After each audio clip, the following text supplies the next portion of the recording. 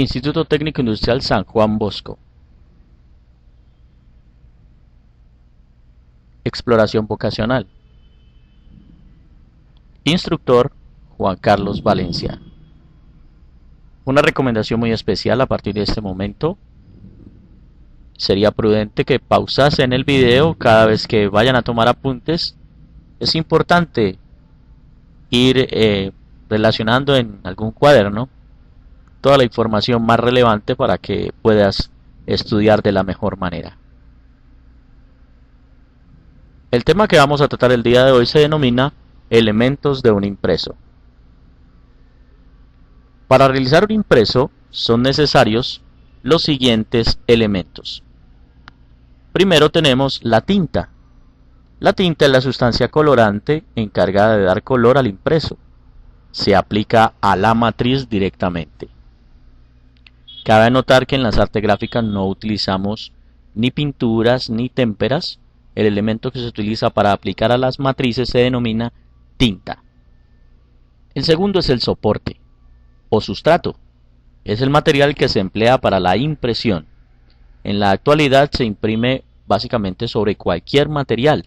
Puede ser papel, cartón, plástico, tela, madera, metal, etc. Papeles, cartones y un sinnúmero de variedad de plásticos. El tercer elemento es la matriz molde o forma. Se entiende como el elemento que contiene la imagen que se va a reproducir. Un ejemplo muy sencillo de esto es un sello. Todos en algún momento hemos empleado un sello. Aquí observamos una matriz de un proceso que se llama tipografía.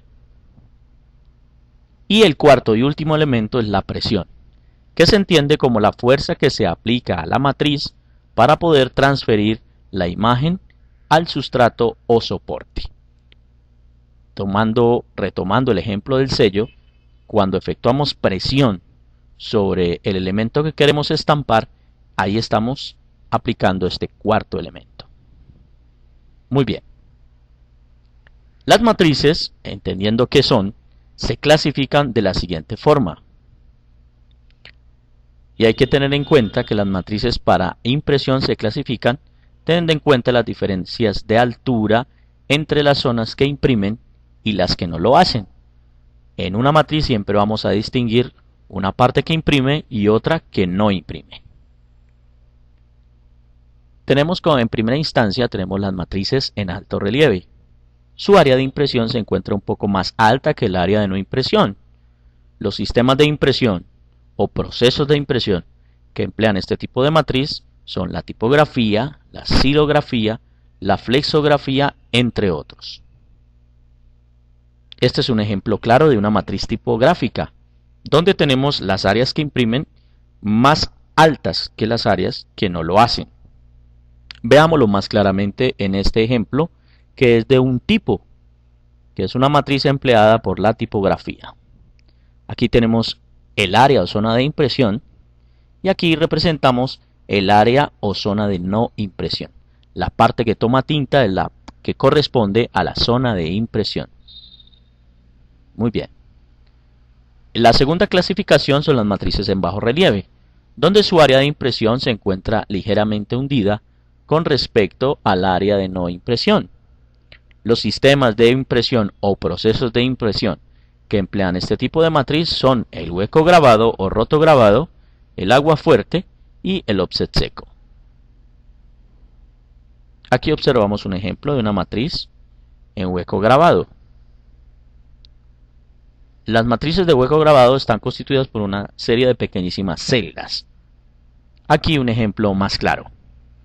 Este es el área o zona de impresión y el área o zona de no impresión. Tercera clasificación tenemos las matrices planográficas, donde no existen diferencias en alturas entre las áreas de impresión y las de no impresión. Ambas áreas se encuentran en un mismo plano.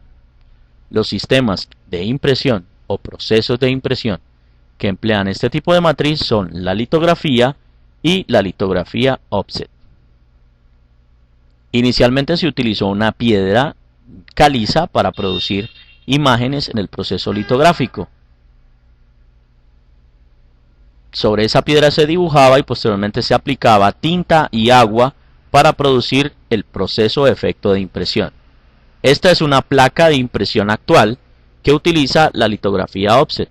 En ella distinguimos las áreas azules o verdosas, que son las áreas o zonas de impresión, y observamos las áreas grises, que son las áreas de no impresión. La cuarta y última clasificación de las matrices es la de las matrices tamigráficas o serigráficas, donde esta es elaborada con una seda fina a la cual mediante un proceso físico-químico se le impermeabilizan las zonas de no imagen para que la tinta no pase a través de estas. Al estar descubiertas las zonas de imagen, permiten el paso de la tinta a través de ellas. El proceso que emplea este tipo de matriz se llama serigrafía o screen, conocido popularmente. Entonces aquí vemos un ejemplo clarísimo de lo que es una matriz de serigrafía. Un ejemplo de una aplicación de una matriz serigráfica. Y cabe anotar que con la serigrafía se pueden imprimir innumerables materiales, telas, vidrios, metales, etc.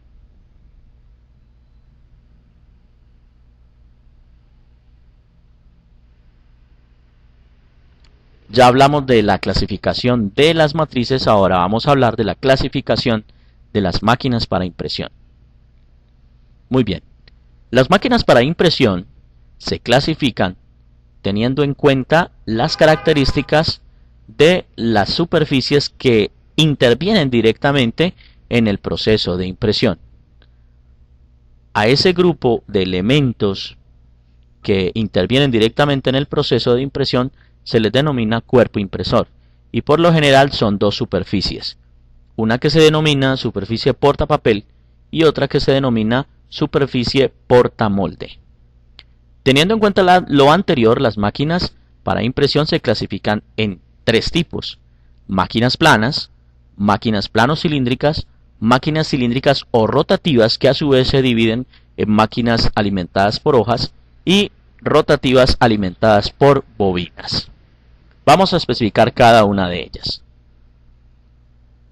Las máquinas planas se caracterizan porque su cuerpo impresor tiene las dos superficies planas. La superficie portamolde y la superficie portapapel, ambas son planas. Veámoslo en este pequeño esquema. Esta sería la superficie portapapel y esta sería la superficie portamolde. Cuando se efectúan presión entre ellas, se produce la impresión. Este es un ejemplo de una máquina plana muy sencilla a la cual se le denomina tarjetera. Esta es una máquina plana. Un ejemplo ya más sofisticado de una máquina de impresión plana es el de la máquina Minerva, que es la que observamos en la ilustración. El segundo grupo de clasificación son las denominadas máquinas plano-cilíndricas, donde su cuerpo impresor está conformado por una superficie plana, que generalmente es el portamolde, y la superficie cilíndrica, que es el portapapel. Si retomamos el ejemplito que veíamos anteriormente, este sería el esquema. Esta es la superficie portapapel, que es cilíndrica, y esta sería la superficie portamolde, que es plana. De ahí su nombre. Este es un ejemplo de una máquina plano-cilíndrica muy sencilla, semiautomática. Se denomina máquina sacapruebas. Este ya es un ejemplo más sofisticado de una máquina plano-cilíndrica de la empresa Heidelberg.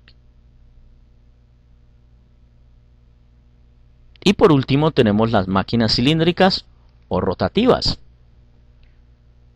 donde el cuerpo impresor está compuesto o conformado por dos superficies cilíndricas, tanto la superficie portapapel y la portamolde. Estas a su vez, o sea, las máquinas cilíndricas o rotativas, se clasifican en dos tipos, dependiendo de la forma o el tipo o las características del papel que imprimen. Tenemos las que son alimentadas por hojas, es decir, las que son alimentadas o que utilizan papel cortado en diferentes tamaños, o las alimentadas por rollos o bobinas de papel. Este es un esquema de una máquina cilíndrica o rotativa. Tanto la superficie portapapel como la superficie portamolde son cilíndricas. El papel pasa entre ellas. Este es un ejemplo de una máquina planocilíndrica una máquina rotativa muy sencilla y se denomina máquina ABDIC de la referencia 360. Esta es otra máquina ya un poco más sofisticada que se cataloga también como una máquina rotativa alimentada por hojas. Esta es una máquina que se denomina GTO. Aquí tenemos ya unos ejemplos más claros de lo que sería una máquina rotativa alimentada por bobinas. Son máquinas de mayor tamaño y que se emplean generalmente para trabajos de mucha velocidad. O sea que necesitan ser impresos con mucha velocidad. Muy bien, de esta manera hemos concluido este tema de elementos de un impreso, de clasificación de las matrices y también clasificación de las máquinas para impresión. Nos estaremos viendo en una próxima ocasión. No olviden repasar muy bien sus apuntes para la evaluación respectiva. Muchas gracias.